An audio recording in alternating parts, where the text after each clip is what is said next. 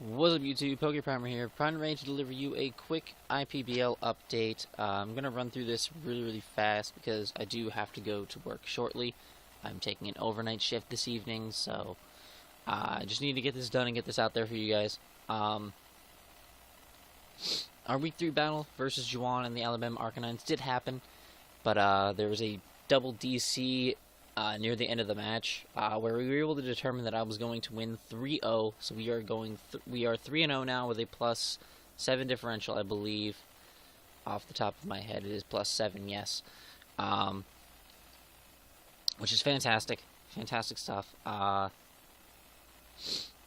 He brought in the match. He brought Crocodile, Darmanitan, Uxie, Hitmontop, Spiritomb, and Electabuzz. The biggest threat, honestly, was his Life Orb, Darmanitan. That actually picked up 2 kills against us because it was able to come in and revenge kill our Volcanion after we were able to crit his Uxie with a Steam Eruption and burn it, allowing for the 2 KO.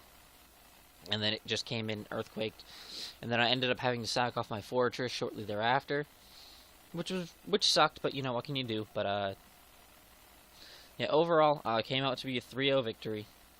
Sneasel revenge killed the Darmanitan and then died to its own Life Orb recoil.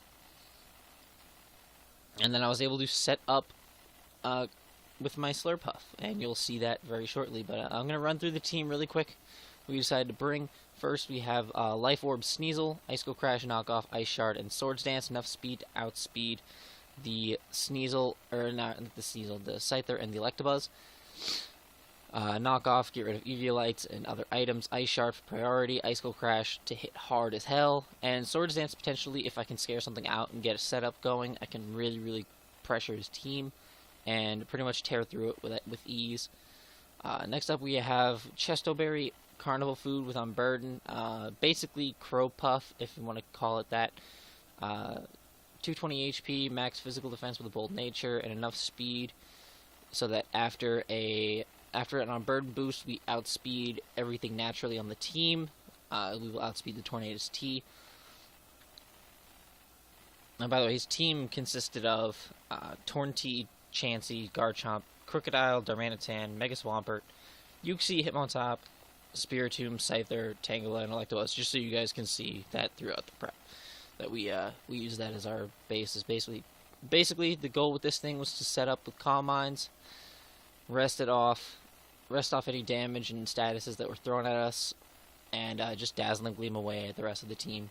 We had to wait essentially until Darmanitan died, because Darmanitan or Chansey, if they were both brought, we had to wait till they were both dead before we could actually do this, because Chansey is, even at +6, Chansey's like 4-hit KO'd by Dazzling Gleam, and it could easily beat us 1v1, so we needed to get rid of that. And then obviously Darmanitan resists the Dazzling Gleam, so it would actually be able to one-shot us even at full.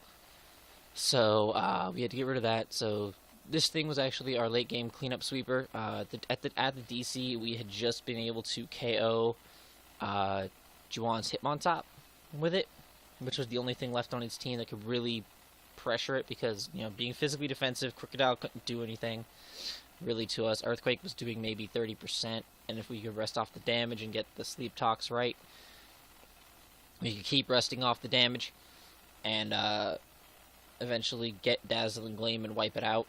Spiritomb was down pretty low, which obviously didn't matter because it's weak to the fairy, and it couldn't do any actual damage to us.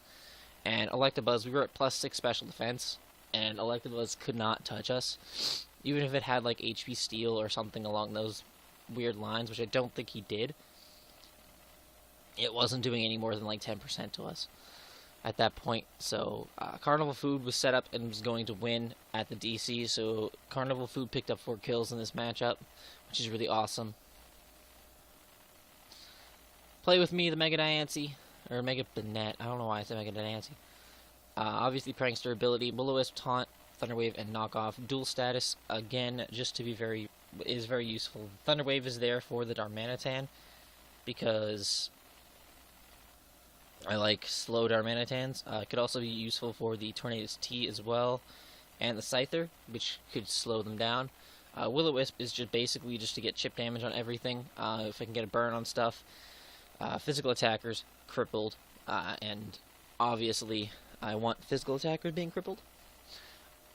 I went with a more physically defensive build this week because he has a lot of physical threats, things like Garchomp, Crocodile, Darmanitan, Mega Swampert, all that kind of stuff. Hitmontop, Spiritomb can be very physical, Scyther. All those mons are very physical, so I wanted to take advantage of that. And then I literally just threw the points in speed for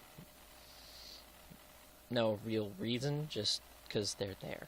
Yeah, just like speed creep is speed creep. Like if they wanted to go, 2 points or like a point or two ahead of me, or if they can predict me, I don't know. It's just speed creep is potential speed creep if he wants to go for that. So that's there. And then knock off obviously just for utility, get rid of items and shit. Taunt is also our way of checking the Chansey. We saw how well it worked against Blissey. So if we can get the taunt off on Chansey, it would be great. Chansey didn't come, so we didn't really have to use it. But still, it was an option. Next up's NBT, our Meloetta Pirouette, the MVP from Week 1. Life Orb, Serene Grace, Relic Song to change the form to the Pirouette, Ice Punch, Drain Punch, and Knock Off. We have enough speed to outspeed the Torn T with Jolly Nature. Ice Punch is for the massive ice weaknesses team has. Drain Punch is there so that we can pound down the Chansey and pretty much get all of our HP back if we're getting low. Knock Off is to get rid of that Eviolite on Chansey, and also to nuke the Uxie. So that's a really, really solid moveset for his team coverage. All the coverage that was really necessary because, obviously Spiritomb would wall this set for the most part outside of Ice Punch and Knock Off, which aren't going to do as much. But we can work around the Spiritomb. Like we had other things on our team that can handle Spiritomb really easily, so I wasn't worried about that. Next up, physically defensive, Kidney Stone, the Fortress, Leftovers with Sturdy, Rapid Spin, Stealth Rock, Volt Switch, and Gyro Ball. Basically, this thing was used as death fodder in the matchup, but it could have been used to keep rocks off our side of the field, get rocks up, Volt Switch out, death fodder later on, and then Gyro Ball something really, really hard because of a relaxed nature. We are a powerhouse. So that's cool.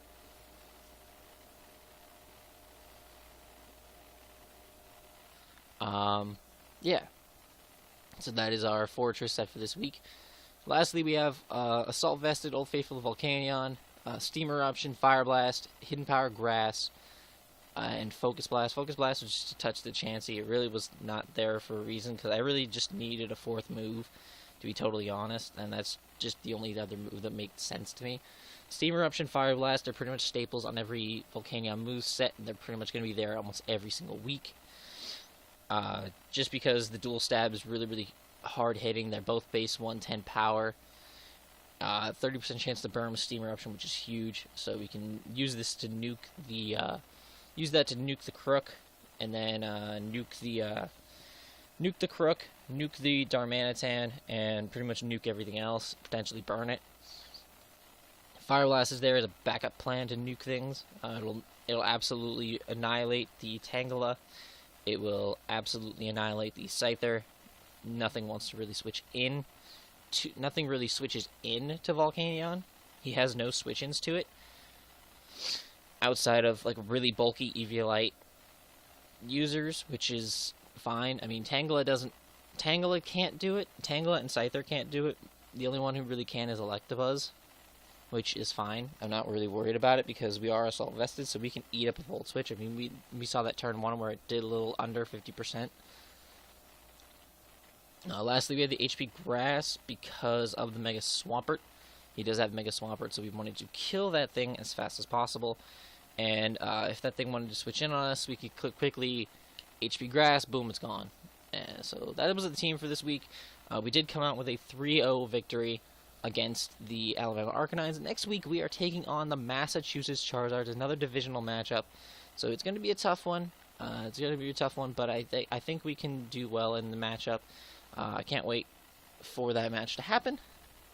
and I can't wait to bring it to you guys, because I am going to live comm this time, because every time I seem to want to post comm something, we get a DC on Showdown, because Showdown's been a dick to me lately. So yeah, without further ado, guys, I'm gonna have to get out of here. If you guys enjoyed, like, subscribe down below. Until next time, guys, I'm PokePrimer, signing.